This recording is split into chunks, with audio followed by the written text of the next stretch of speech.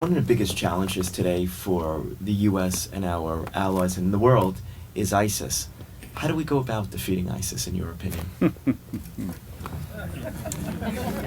Yeah, so I had to warm you up, General Otto. much time do we have? We would say in New York the $1 million question, but I yeah. think in Washington they would say the $1 billion question. So here's my pitch on ISIS. First of all, they are past their culminating point militarily. We are kicking their tails in virtually every battle on the battlefield. They've lost their ability to do offensive operations except in very small force sizes. And so militarily, they are in a defensive holding posture, and we will beat them.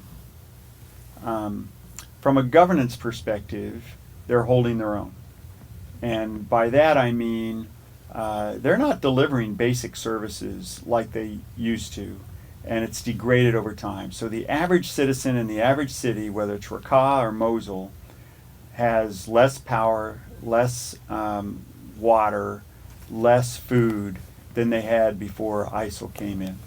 So life relatively, is worse than it was before.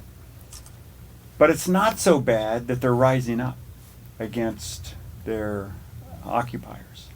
And so from that perspective, that's why I say governance is kind of holding for them. It's not so bad that they want to turn the Sunni towns that are under ISIL control, would rise up and say we'd rather have the Shia run us, of the government of Iraq, for example. And so governance is equal. And then ideology, I don't think we're winning the ideology war right now. So ideologically, they're still growing, they're still creating foreign fighters, they're still inspiring foreign fighters to come, not so much to Syria because the border is difficult to transit now, but they're going to other places. They're going to Libya, Tunisia, Mali, maybe some areas, Indonesia. So that's the challenge for us. If we want to defeat ISIS, we've got to figure out how to defeat and discredit the ideology. That is not something that we are uniquely postured to do as Americans. We're seen as a Judeo-Christian nation that is hostile to Muslims.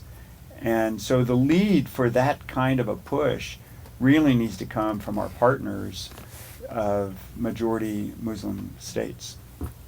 We can facilitate it, and we're seeing some good work. Mike Lumpkin in the State Department has stood up a center that is helping to organize that effort, but we really need the people that are most harmed to give voice to this. And of course there's 10 million displaced Syrians, refugees, and so forth, that you would think that some of them would be ripe to give voice to this. That ISIL's not all that they claim to be. They're a bunch of crooks and criminals.